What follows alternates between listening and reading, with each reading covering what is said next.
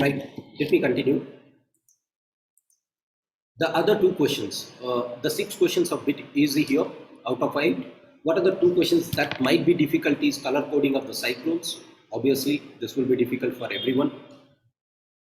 And this one that is called something called how troposphere is playing a crucial role. This requires some analysis. Out of this, the rest of the things is predetermined questions. We can answer that with prelims knowledge.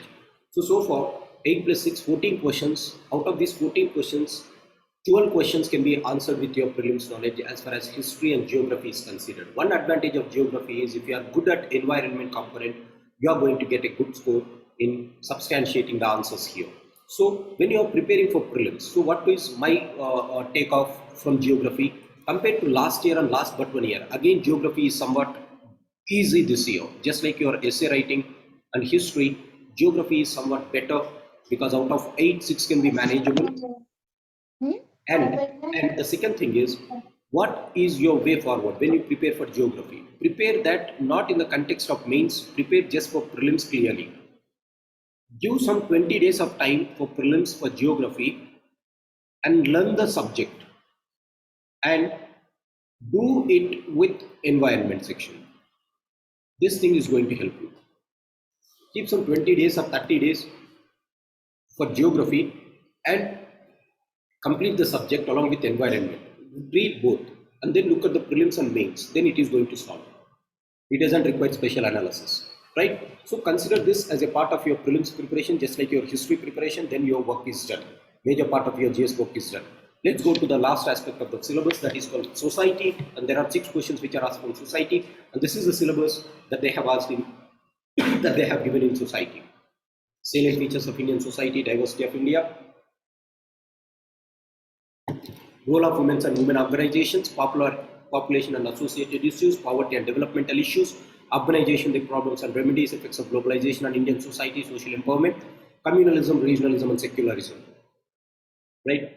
Let's look at what are the questions that they have asked and how is it manageable. Again, 8, 9, 10, 18, 19, 20 are the questions in society. Look at the 8th question. Explore and evaluate the impact of work from home on family relationships. A very beautiful question. Now look at this. Once you have crossed the static subjects like history and geography, when you enter into society, when you enter into polity, when you enter into governance, social justice, international relations, economy, right, disaster management or internal security, now the questions are going to be dynamic. Which means 40 questions out of the so-called 80 questions in mains are going to be from static. The rest of the things are dynamic. That makes you to visualize about the importance of the Hindu newspaper or the current affairs that you are following. That is why I always say that just like in ethics, in essay writing and ethics, you have to have a good analysis of newspaper even in this way. Explore and evaluate the impact of work from home from family relationships. Expected question, very easy question. Everyone can write a substantial answer. Second one, how is the growth of type 2 cities related to the rise of new middle class with an emphasis of the culture of consumption? Here, the thing is the growth of tier 2 cities. First thing is you have to understand what is tier 2 cities in order to understand this question, right? So the growth of tier 2 cities gave rise to is related to the rise of middle class. So, new middle class, not old middle class, which means recent people who are emerging, right? They may be in the below poverty line in the last generation, but because of their children getting some good education, getting somewhere some jobs in software or anything, they have moved to the middle class in the ladder of our hierarchy, right? They have moved to the middle class. This is called new middle class, and this new middle class is adding to the type called tier 2 cities. Now they are not asking this. Now they are asking with an emphasis on culture of consumption. How this consumption is changing with the new middle class people. Now they are asking the relations. So tier 2 cities are the result of new middle class people, and they are asking how this is impacting the so-called consumption patterns, right? Zomato, whatever the things, Swiggy. So these things, right? These things, how the growth of tier 2 cities is related to the rise of new middle class. Type 2 cities are those cities which are coming very new and which are prospering these days, right? Just like the Nagar Panchayats that you have in polity, type 2 cities are also a set of cities where the population range will be within some limited frame, right? Rather than metropolitan cities, they are the cities which are developing just like the new middle class. As a result, these people are coming into this area and they are developing. Again, as it is a term marker, you can manage this at least because when you look at these terms, you can manage the question. So not a very difficult question. Look at the 15th or 10th question. Given the diversities among tribal communities in India, in which specific context should they be considered as a single category? Given the diversities among tribal communities in India, in which context they should be considered as a single category? Now, this is something I consider a bit complex question. The reason is we study about tribal cultures, but if you look at the questions that they are asking on the tribal societies, the question that UPSC is asking every year, there will be one question on tribals in this paper, and the paper, this question on tribals is bit analytical. So if you have knowledge about some anthropological background, anthropology optional, you might be able to write this answer, right?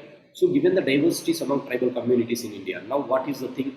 Look about how to answer this question. If you have some knowledge about internal security, that is called Northeast insurgency compared to the so-called the middle layers of our country. I said this very clearly.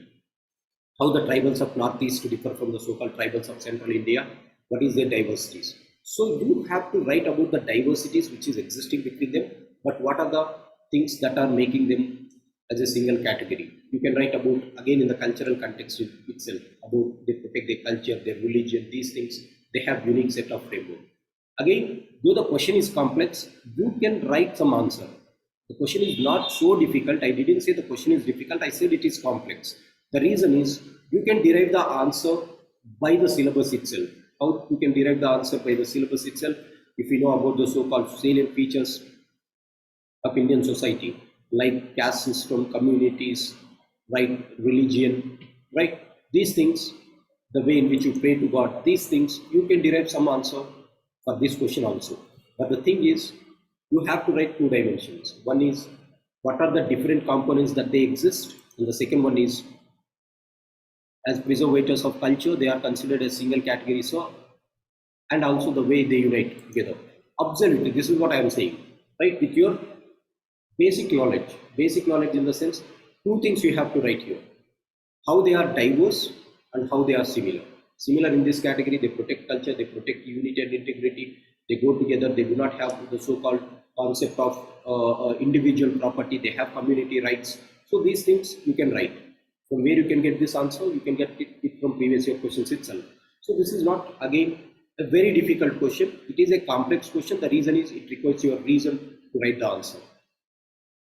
Look at 18th, 19, 20, again 15 marker. Analyze the salience of sect in Indian society vis-a-vis caste, region, and religion. Again, this is something which is a bit difficult question. Analyze the salience of sect in Indian society vis-a-vis caste, region, religion. Why it is difficult? You should understand what exactly is a sect and how it is different from the other forms of identity.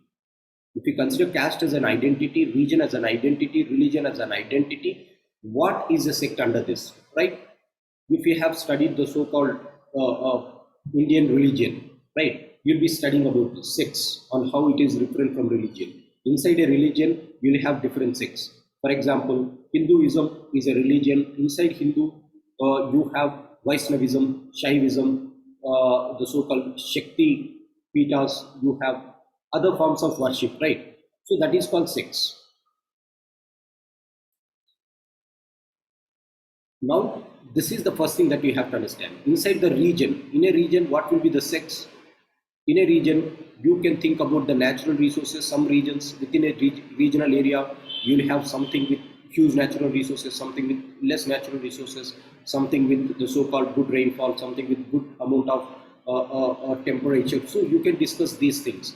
You can also discuss in the region about the so-called, within the region, you can discuss about how the region is progressing in some areas, how the region is not progressing in some other areas. So this is something about read this question: regionalism, secularism, and communalism. So the question is related to this, right? So in the regionalism, what are the factors that contribute to regionalism? What are the factors that contribute to communalism and secularism? So these things you study here. So the question is directly picked up from it. So in the caste also, what are the salient sects that you see in the caste? Yes, caste is one identity, but within the caste, you have subcaste, or you have people who are belonging to different economic backgrounds in a caste, right? For example, that these people are speaking about creamy layer in introducing of reservations for SCs and STs. So these things you can write within the caste also. Within the caste, there are different sects and different communities which are following different customs and traditions. So if you know this term, you can manage. How? You should remember from where this question is asking, right? The question is from communalism, regionalism, and secularism. If you know that, you can derive the answer, provided you understand what is the sect. And now they are asking how sect is playing a very important role. What is the salience of sects along with the so-called caste, religion, and region, right? Vis-a-vis, in context of this, how they are playing a crucial role. Now you can keep three-side headings: sects in the caste, sects in the so-called religion, sects in the so-called region, and you can write an answer. 15 marker, they have given three side headings by themselves. The only thing is we have to write 5 or 6 words, about 6 sentences about each and every paragraph, right? Each and every subheading. Then your answer is going to be done. This is difficult unless and until you understand the meaning of this and how the relation is there. Understanding part is difficult, but if you have knowledge, you can manage again. 19th, are tolerance, assimilation, pluralism the key elements in the making of Indian form of secularism? Justify your answer. Very simple question. Salient features of Indian society, right? Tolerance, assimilation, pluralism are the elements that make Indian form of secularism. Write about what is secularism, what is how Indian secularism is different from Western concept of secularism, and how we have tolerance, assimilation, and pluralism have made this country a beautiful country, right? People call India as a melting pot of various religions. So give these contexts a very simple question: how tolerance has helped, how assimilation has helped, how pluralism has helped. Go with 3 side headings and write the answer. Very simple. Again, they have given 3 side headings for you to write a 15 marker. Simple. Elucidate the relationship between globalization and the new technology in a world of scarce resources with specific references to India. Globalization impact on Indian society. Now imagine this. This is not speaking about, as they are speaking about resources, don't write economic answer. Write how globalization is impacting the so-called Indian society perspective. Now they are saying the relationship between globalization, explain the relationship between globalization and new technology. Now they are asking this. First thing, new technology in a world of scarce resources, right? With special reference to India. Now think about this in this context. How, first thing is, what are the resources that are very scarce, right? And how technology is helping them, and how globalization is advancing this technology, right? Say for example, you can bring some references of social justice here in GS paper 2 and the government of India schemes to overcome that problems, right? And these schemes have some reflection of the so-called globalization and technology component. Again, this question is somewhat complex because understanding of the question takes time to write this answer, right? So these are the 6 questions from society. So what is the takeoff from this society? Again, if you look at the society, yes, what I say is, unlike your geography and history, society requires special study of these questions, right? You have to prepare society module as such, and then you can answer these type of questions. When you are preparing these topics, it is very, very crucial to prepare, and this is going to help. And as I said earlier also, society has relevance with your social justice, it has relevance with your governance, it has relevance with your development and extremism, that is called internal security components. So these 3 will go together along with inclusive growth component of economy. So as they go together, it is wise to study this component because this have many reflections in other papers. This is what the society paper is. So what is my analysis of the entire paper? In society, I consider one question to be difficult, 2 questions to be difficult, but the rest of the story is simple, right? In the sense, you can manage something. So the question paper is manageable. Out of this 20 questions, 16 questions are very easy, or 15 questions are easy if you know the so-called prelims preparation. If you have prepared for prelims decently well, the questions are manageable, but the rest 4-5 things are some derivatives where you have to derive the answer, and if you are deriving that context, then you are going to get the answer. So what is my takeoff finally? So my takeoff is, don't go with the myth that I have to prepare for world history, I have to prepare for Indian history, I have to prepare for geography, I have to join some test series, I have to write that. No, nothing is necessary. Rather than this approach through the model of module wise, take a module, look at the priority that UPSC is giving. You also prioritize the things in the similar way. What do I mean by priorities? How many questions are being asked in the so-called UPSC, and dedicate your time accordingly. When it goes to Indian history and geography, I always say that don't give special time for mains for this component. Make them as an integral part of your prelims preparation. And if you are giving some time for special preparation of this module, go for the module of society in GS paper 1, which is going to give you a better advantage because it has spillover effects in GS paper 2 and GS paper 3 also.